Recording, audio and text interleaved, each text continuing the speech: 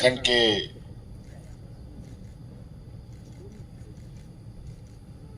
चुनाव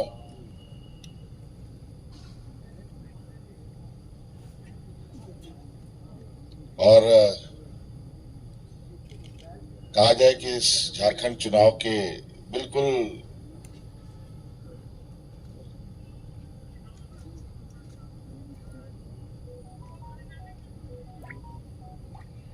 बीच में पूरे चुनाव पीरियड के इस बीच आप सब लोग पत्रकार मित्रों के साथ यहाँ गुफ्तगू करने का हम सब लोगों ने समय निकाला, आप सब लोगों ने समय निकाला।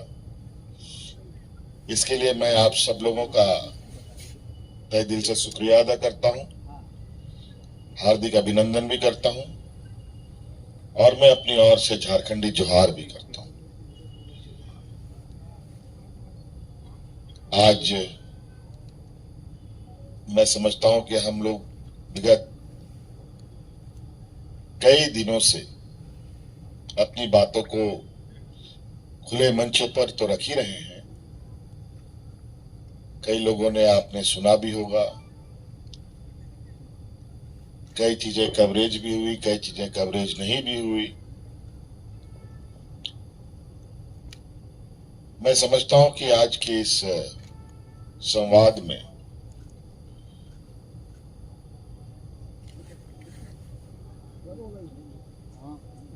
आप लोगों की चाहत है कि आप कुछ जानना चाहते हैं, कुछ सवाल आपके पास हैं।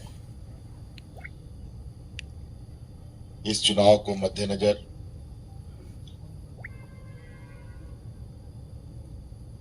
मैं अपनी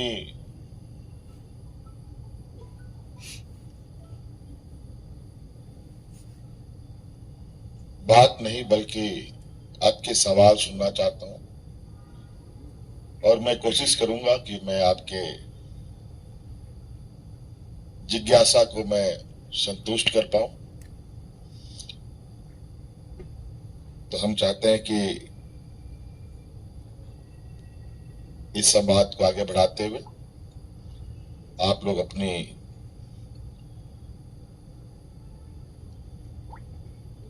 सवालों को रखें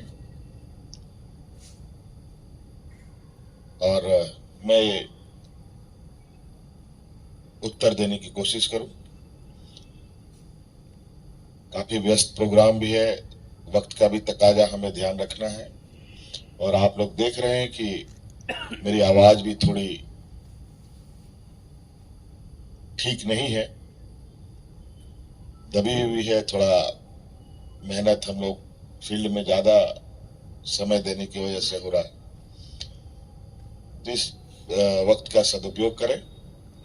तो साथियों, आप लोग की तरफ से मैं चाहूंगा कि आप लोग अपने विषय, अपने सवाल पूछ सकते हैं। आज जो आईटी का रेड हुआ है उसको देखिए, मुझे आप सभी मित्रों के माध्यम से ही पता चला कि आईटी का रेड हुआ है। कहां कहां हुआ, कहां कहां क्या क्या चल रहा है पता नहीं, भी पूरा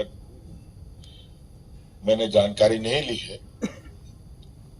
लेकिन मुझे पता चला है कि हमारे कुछ इर्द गिर्द में रहने वाले लोगों के पास भी छापेमारी चल रही है। तो इस विषय पे मुझे लगता है बहुत कहने की आवश्यकता नहीं है, बहुत बार कही जा चुकी है कि आज संवैधानिक संस्थानों की क्या हालत है, किस पैरामीटर पे काम करती है और किन किन लोगों पर काम कर रही है। ये पूरा देश देख रहा है और चर्चाएं भी हो रही है और कई मंच भी इस विषय पर सजते हैं, चर्चाएं होती हैं। और इस चुनाव के बीच में आप सब लोगों ने कभी ऐसी कार्रवाई देखी है?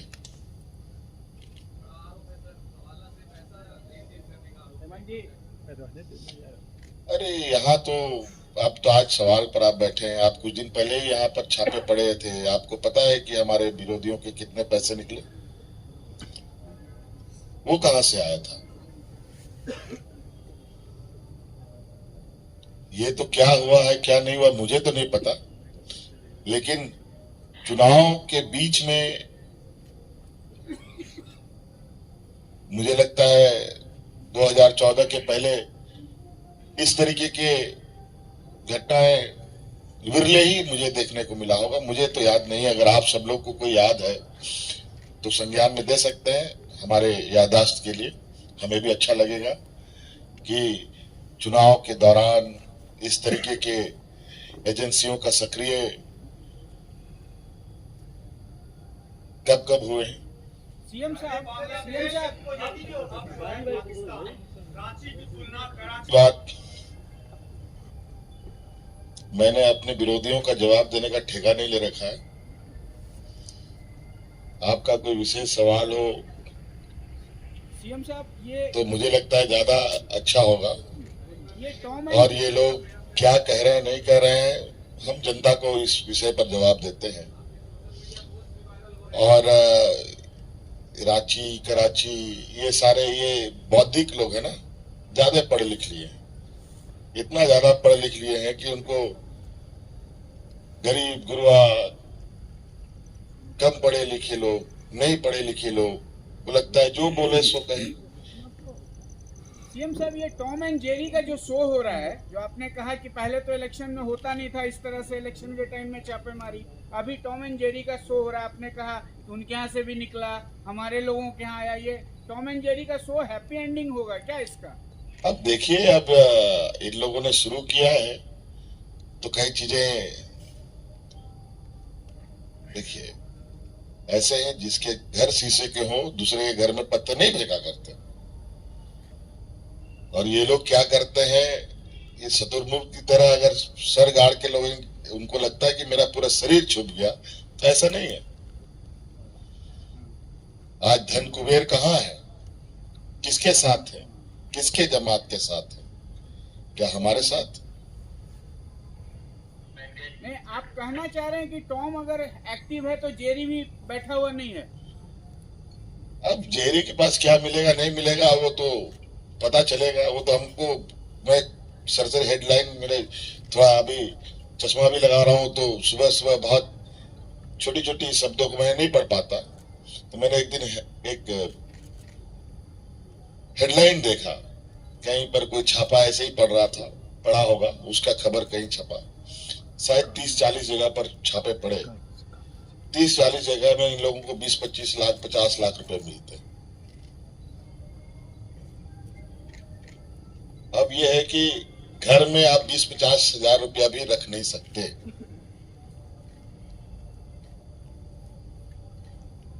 ये स्थिति है।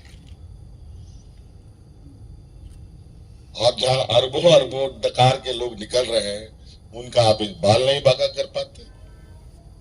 मुख्यमंत्री क्या हुआ, काला धन वापस लाएंगे? मुख्यमंत्री जी, अभी आपने कहा कि काफी भाग दौड़ करना पड़ रहा है, मेहनत करना पड़ रहा है, क्या लग रहा है भाजपा से ज्यादा परेशानी हो रही है क्या? भाग दौड़ करना पड़ रहा है मतलब ये नहीं है, ये हम लोगों का कहा जाए कि महापर्व है, एक लोकतंत्र का बहुत बड़ा पर्व है ये। और इस पर्व में सबको शामिल होना है, और विशेषकर जो प्लेयर हैं उनको तो मैदान में रहना ही पड़ेगा। मुख्यमंत्री जी, एक सवाल है, बहुत दिन बाद भेंट हो रही है। छतरपुर, विश्रामपुर और धनबाद में आप टकरा क्यों गए? हाँ? छतरपुर और धनबाद और विश्रामपुर में आपका दोस्ताना संघर्ष क्यों हो गया, जबकि आपने प्रयास किया जो एकजुट है? देखिए, जो भी चीजें हुई है सब सहमति से, सभी लोगों की सहमति से चीजें हुई, उसमें कोई टकराव की बात।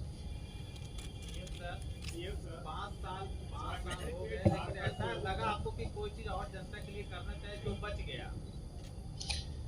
देखिए, 5 साल आप कैसे जोड़ते हैं?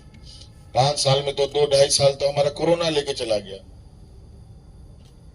बताइए, कोरोना में सारा चीज, स्कूल कॉलेज सब कुछ बंद, और 2-2.5 साल का जो पीरियड है उसमें भी सैटरडे संडे और त्योहार, और उसके बाद हमारा चुनाव भी महीना भर 1.5 महीना भर पहले हो रहा है। 20 राज्य अलग होने के बाद कभी चुनाव पहले हुआ है क्या इस राज्य में? क्या आपत्ति, क्या विपत्ति आ गई, क्या आपदा हो गया कि चुनाव पहले हो रहा है? इस सवाल का मुझे कोई जवाब दे तो मैं जानना चाहूंगा, मेरी जिज्ञासा है, इनको ही नहीं बता रहा। झारखंड में पहले आप लोगों ने शुरू किया कि मैया सम्मान योजना, आवास योजना, उधर से गोगो दीदी योजना आया, लेकिन अब जैसे जैसे चुनाव आ रहा है वैसे वैसे अब यहाँ घुसपैठिया, बांग्लादेशी और आदिवासी और मुसलमानों की जनसंख्या का कंपेयर किया जा रहा है। तो ऐसी परिस्थिति में इन मुद्दों को जब राजनीतिक तौर पर एजेंडा सेट किया जा रहा है तो आपके पास क्या जवाब है?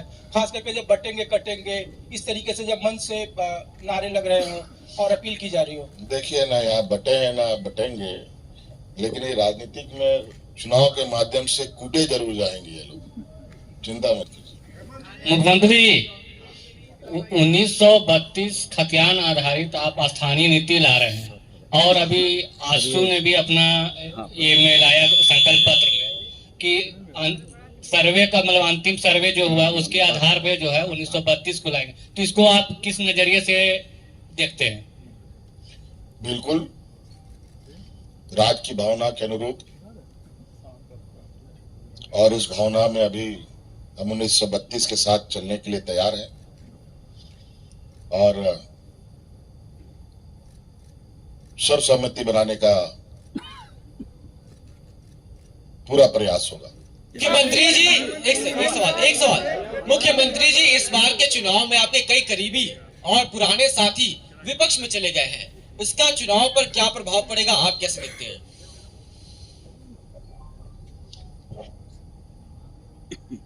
विपक्ष में चले गए मतलब आपके कई पुराने साथी और करीबी, जिनका नाम शायद मैं ना लूं, लेकिन वो विपक्ष में चले गए हैं, उनके जाने से इस बार के चुनाव में क्या प्रभाव पड़ेगा?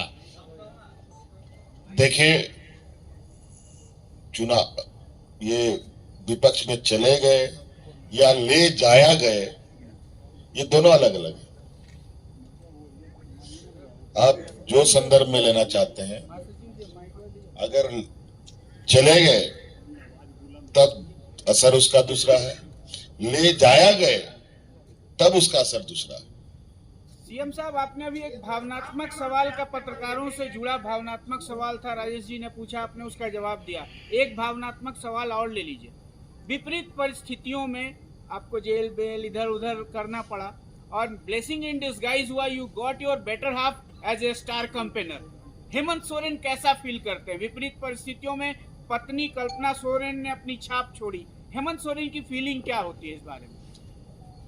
देखिए, इस मामले में मैं यही कहूंगा कि उसको हमने नहीं, राज्य की जनता ने जन्म दिया है, और वही उसका भविष्य भी तय करेगा। Chief minister, mister chief minister, mister chief minister, हम यहाँ से इस साइड में, आपका लेफ्ट में है। अच्छा सर, हम कोलकाता से आए हैं, वर्तमान पत्रिका का, तो आज अपना प्रेस कॉन्फ्रेंस था इसीलिए चले आए।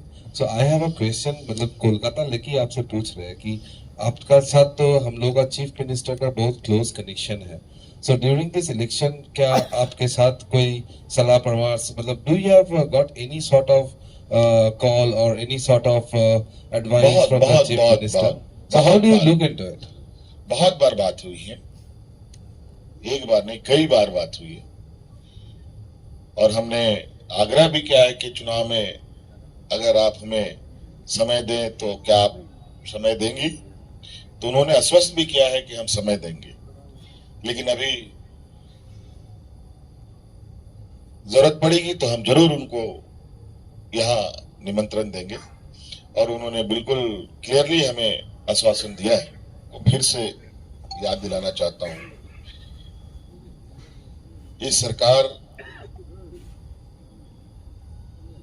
में कितनी चुनौतियां रही है। हमने पहले भी कहा है कि 2.5 साल तो कोरोना अपने साथ लेके चला गया, और ये भी बताइए कि 2.5 साल में जेपीएससी में नियुक्ति हुई कि नहीं हुई, बिना विवाद, रिकॉर्ड समय से पहले। नहीं तो आज इनके द्वारा नियुक्ति की गई जेपीएससी और इन सब एग्जामों का स्थिति देखिए, सब सीबीआई के रूम में पड़े रहे, धूल फांक रहे, आज तक उन पर निर्णय नहीं हुआ। इनसे भी पूछिए कि सीबीआई की जांच जो जेपीएससी के मामले में कर रही है उस पर निर्णय क्यों नहीं आ रहा। आज क्या हम लोगों ने हेल्थ में नियुक्तियां नहीं की, हम लोगों ने क्या इंजीनियर्स की नियुक्तियां नहीं की, क्या हम लोगों ने शिक्षकों की नियुक्ति नहीं की, कहां नहीं हुआ नियुक्ति। नियुक्ति प्रक्रिया तो अब स्पीड ले ही रहा था, और अभी कई नियुक्तियां अभी शायद मुझे लगता है महीना भर हम और रहते तो उन सब नियुक्तियों का रिजल्ट निकल चुका होता।